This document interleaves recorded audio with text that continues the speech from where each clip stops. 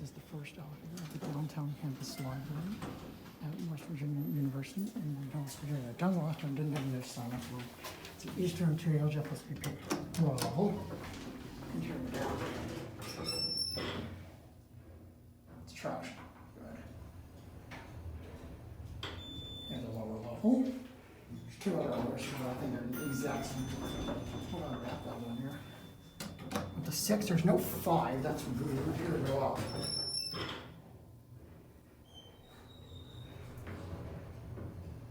Thought 6 should have been locked, but no, it's kind of slow.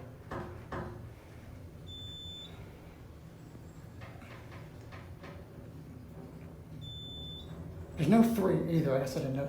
Or is this the even elevator? Is like one of the other elevators the odd elevator? Okay, I guess I didn't notice that. 6. Back on the 1. My next stop right on. It's a basic cab. Probably this elevator probably started in 2000 sometime. I don't know how old this one is. If this is the original, if this is an older building. It might stop at 2. If it went there before. I guess not. Maybe 1. Well, I guess sure there's 1. That's the only off one. So maybe down doesn't work. I guess up on the up works. I'll see what's gonna get.